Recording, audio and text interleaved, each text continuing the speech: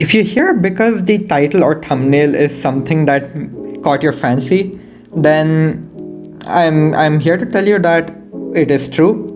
Your heroes are capable of taking the entire base all by themselves, and yeah, it's just the warden with the fireball that's able to do this. He becomes an absolute machine. And of course, I'll be keeping the army link in the description. And I want to inform you guys that this is an army I will be taking into Legend League at least for the next season, if not longer, because I'm having a ton of fun with it.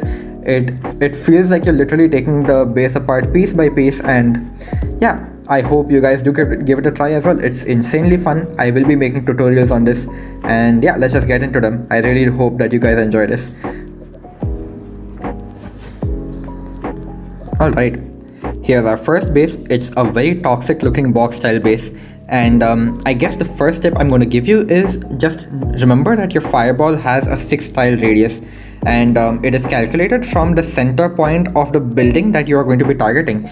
So just keeping that in mind, over here I think the best value that your warden can most easily reach is if he places a fireball on the town hall itself. With the help of 2 quakes at level 18, that fireball can actually remove even the things like the clan castle. So we'll just bear that in mind. A level 18 fireball with 2 earthquakes can delete anything except for the eagle artillery in terms of the defenses and the town hall itself, of course. So keeping that in mind, let's just see what I'm doing over here. I am literally just going to target the town hall with my warden. So I'm literally just going to use my super barbarians to help funnel my warden towards that area. And you know, he needs that funnel, which is really deep. Otherwise he's not going to be able to get in there. And yeah, that's just, I guess, a crucial part of the attack.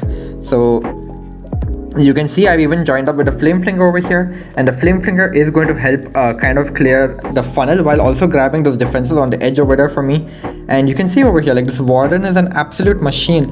He does not stop dishing out damage at all. He goes really crazy. So it's very flexible. You can choose your invis spells, you can choose your free spells, you can choose whatever you want to protect him. And look at that, the entire town hall compartment has just vanished, and now he's going to join up with our flame finger over here. And what do you know, just because he's about to do that, right, he's going to be tanking this ground expo as well, while this flame finger continues to grab more value along the edges over here. So that's going to work out really well for us, and we can just let him do his thing now from over here. We can just kind of leave a passive eye on him, and that's after he's done with his fireball, it is go time for the rest of your army. So you can see over here, I started my queen. I am well aware that she is not going to be entering the warden's aura at all. She is going to remain on this side of the line, so as to say, that I've drawn, and that is going to ensure that the warden is never going to get distracted. So now we can just do things normally like a queen charge. We can let the warden do his own thing, it doesn't really matter. Just once in a while keep an eye on him, and if there's 2 major defenses on him or an enemy hero on him, just give him a rage spell. It's the safest thing you can do. But if you have more time, definitely feel free to use like invis spells, free spells, whatever it is that you want. And it is perfectly fine that the warden is going towards the yetis now, because he's done his job, and the fact that he's still alive is huge for us. So you can see what I'm doing over here. It's like a double walk, and you could say the queen is wonderfully handling the right side, the warden with the yetis from the flame flinger handling the left side. And I think I'm going to quickly join up with the royal champion, just to help save the warden a little bit, but it's all good. You can already see how this base is easily collapsing. Like, the core is just non-existent anymore. It's so silly. And yeah, the warden literally just took out the entire town hall compartment and then continued to even remove the entire core from this area. And I couldn't even talk about it there. The entire base is gone. I don't even know why I used my king over here. There's a lot of barbarians left for us at the end as well, and that was a very smooth attack, and we get away with a lot of swag resources. You guys saw that at the end. I could not even commentate over it. So it's just about identifying those little tricky areas for your heroes, so as to say. Definitely, one thing I've noticed with this army is the eagle can be a big problem, because there's nothing for the eagle to latch onto except your heroes. It's literally your heroes that's going to be taking the entire damage from the eagle. So if you're not going to get the eagle artillery out early in these attacks, just keep an eye on your heroes. It's either your warden or your queen that's going to mostly be taking the damage. But yeah, just give the spells that you need to protect them, and you can take down bases so easily. I swear to God, try it out in FCs. It's really fun. I'm going to continue to make tutorials on this for you guys as well to help out. So we'll move on to the next one. Alright, next base over here. It is another toxic looking double rage box base. And you're probably wondering, okay, where should I go for the fireball on this one? Should I go for the town hall? Should I go for one of the rage towers? It's really up to you is my answer, because it's just such a flexible option. And I think what I did on this one is I went for the rage tower.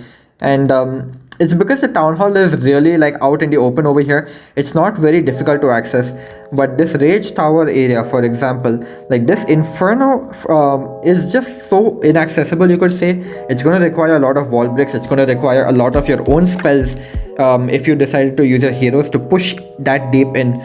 So I decided I would instead focus my warden on this rage tower area over here. And yeah, if I can just get my fireball on the rage tower, I will be able to grab all of this value. That's just a simple calculation that you can very initially make, and you can see once again the super barbs are putting in that work that is required to funnel my warden towards exactly where I want him to go. And yeah, as I was saying, 2 major defenses are on him. Perfect time to use the rage spell. Just don't risk it because he doesn't have the eternal tome anymore, and we do not want to waste that fireball. And now look at this, he's perfectly on his way to move towards that rage tower, and we're just gonna pop the fireball right over here. Amazing. Just such a simple thing to do. With one rage spell and those 2 earthquakes, look at how much of the base is already carved out.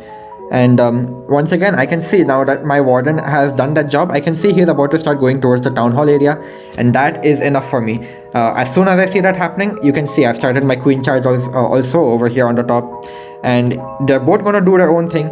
This is the part where you just zoom out, kind of look at what your eagle is targeting, and if you need to provide any spells to anybody. And yeah, after everything is kind of getting decided, you can see I've started like funneling out this area and this area to send my king into this compact dense area, and it's just gonna work out so well. Look at the warden, like with the rage aura, he can even tank the monolith. Because he's not using the life gem or any HP buff related equipment. I should admit that his HP is a lot lesser, which is why the monolith is not able to do enough damage to keep up with the warden anymore. So the warden can easily keep up with the monolith provided nothing else is on him. And you can see this is just working out so beautifully. Drill with the royal champion, underrated combination, because like the royal champion practically has a free diggy with her now as well. So I really can't ask for anything more than this. Queen is going to very easily just handle the eagle artillery compartment all on her own. She basically needed no support. Just having her ability on standby is more than enough for us. And yeah, you can see over here, literally the very last building that's left is the town hall. But I still have so many resources. There's nothing that's going to stop me from taking this town hall down. Even if my warden and my royal champion went down over here without taking the town hall down, my queen would eventually come back and circle to it anyway. Plus I had these yetis. I had this yeti and this super barbarian as well. It's just such a simple army to use. It's so fundamentally sane, and all you need to do is just figure out areas that you want to break down and just adapt on the fly, because your warden can move around really weird very often. And that's another reason why we have the super barbarians as well as the invisibles. We have more than enough resources to make sure that the fireball can go exactly where we want it to go. And that's all. Once the fireball gets its insane value, your warden is still a machine. He is a walking rage spell, and it's very difficult to kill him. So just gotta keep an eye on him. Make sure that if there's 2 big defenses on him or an enemy hero on him, you give him the resources he needs. The queen has her frozen arrow. It's just perfect synergy across the entire board. There's nothing that's going to be able to stop you. So yeah, that's another very nice 3-star. We broke down the base one compartment after another, and yeah, we'll move on to another one. I'm sure everybody has seen this base. It was given out by Blueprint, and you guys can see it at least once every legend day now. I'm sure everybody has found all sorts of different cracks for root rider spam as well on this.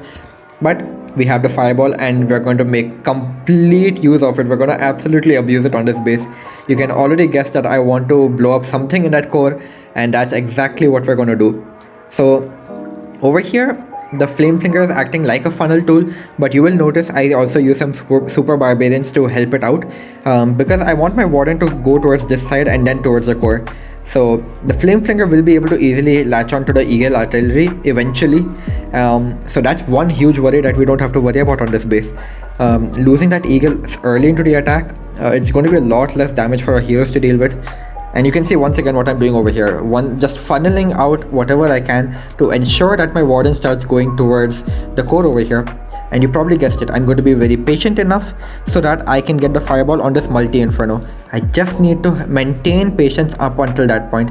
And remember, I have invis spells, so even if my warden decides to walk down over here, I can make this entire thing invisible and just wait for it.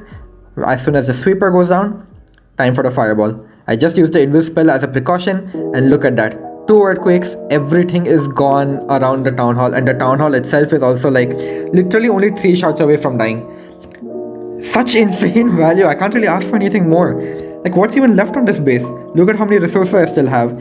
I still have 3 of my heroes, and of course by mistake I placed 2 wall breakers over here, so that was unfortunate. I was thinking maybe the king could clear this area and the queen could come down over here, but now I'm forced to send both of them together. But this is just such a broken equipment, so as to say. It's such amazing value that we've gotten that it really does not matter that I'm going to have to like kind of use this hacky method to push my queen into the base. And yeah, you can see over here I'm trying to protect my warden the best that I possibly can, because there's nothing really to focus over here, so as to say. The queen and king are doing their own thing, and yeah, I'm just letting them kind of handle the rest of the base up over there. And yeah, of course the flame flinger breaks now. It's going to easily help us handle the rest of, at least most of the core, if not like the rest of it. And not really much left for the royal champion. If she just grabs this much, it's more than enough for me, because those yetis in the core, especially with the warden's rage aura, they're just going to handle the entire thing all by themselves. There's no doubt about it. And the warden is still going strong. 5 healers with that rage aura, and he is an absolute machine. I'm not even kidding. So yeah, you can see I just thrown literally the rest of whatever I had at the bottom of this base. Queen and royal champion still have their abilities. Even if the warden went down much earlier than this, it wouldn't have been a problem for us at all. Just goes to show the power of this army, and you just need to get that good value from your warden. And even if you don't get the greatest fireball value, I would still say your warden, as long as you keep him alive, right? It's just you can tackle the base in like 4 or even 5 different places at the same time, depending on which siege machine you use, and the base is not going to be able to handle it. You have 10 healers in this army, and not only that, your king has his phoenix. He will go to the invincible state after he's done. Your royal champion has the fox. She will keep going invisible, plus you have 2 invis spells of your own with the skeleton spell and the freeze spells. It's just so much protection. And of course the queen has her healers, warden has his healers. It's just such a beautiful army. I can't talk about it enough. But yeah, that being said, I know this is a shorter video. I just wanted to give you guys some sort of insight into what I was thinking of doing. I'll do one more attack for you guys. Just yeah, we'll move on to it. Alright, this is the last attack in this video. But just before I get into this, I just really want to tell you guys that I would be more than happy to make more in-depth tutorials on this attack. Just do let me know about it in the comments, and whether you would like to actually see this attack in my videos, because I'm sure not a lot of people have the fireball upgraded, but I do hope that this gives some inspiration to at least some of you to try it out. It is really fun. I can't stress on that enough. So do give me that feedback in the comments. And I guess one more question I have for you guys is, do let me know what you would like to see me do on my other account. Because I'm going to have to either give up my Queen Charge Lalo, or I'm going to have to be giving up my Super Bowler attacks. So do let me know which one of them you'd like to see on my other account.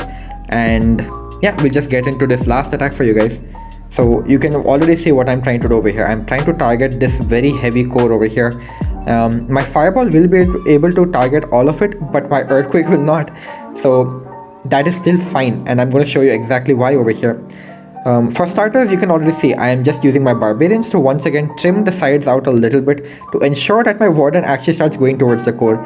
And you can see there's not really any great flame flinger value anywhere on this base, so I'm not really placing it down just yet. But instead what we're going to do is, because the warden is in charge of the core, I'm going to be starting the hero section of this very early. So you can see I'm just trying to target specifically these air defenses so that the warden has no funny ideas and goes strictly into the core. And yeah, we're just going to wait for him to target that eagle artillery, and once he does that, you can see once again I'm going to actually use the invis spell over here just as a precaution for the fireball.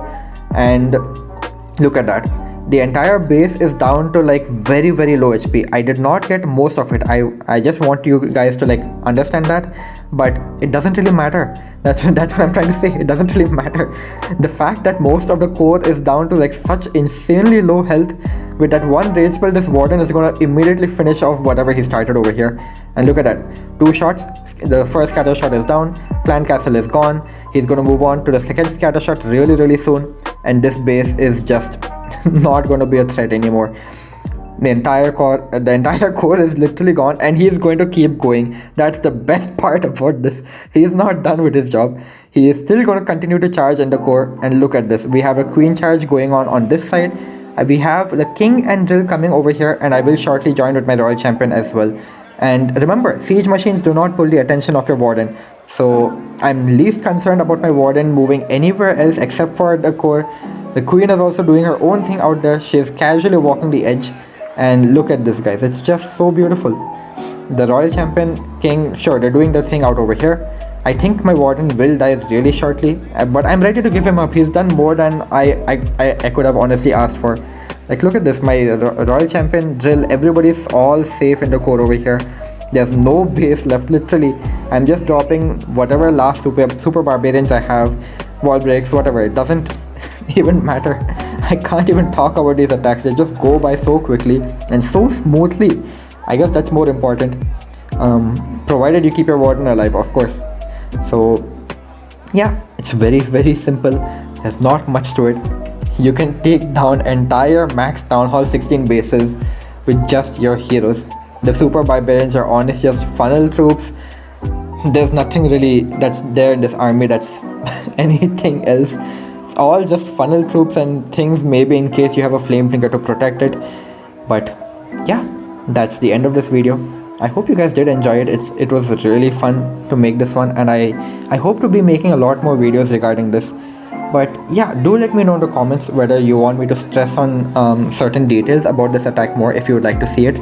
I am deliberately staying away from super archer attacks and like super archer clone, those blimp attacks basically, and root rider attacks. They are not fun. I am not gonna lie to you guys, they're not fun for me at all. I don't care too much about my trophies. I just want to have fun in the game, and I want to show you guys how you can have fun in the game with like different attacks as well. So I'm just trying to keep content fresh on this channel. So yeah, that's about it. I'll see you guys in the next one. Peace.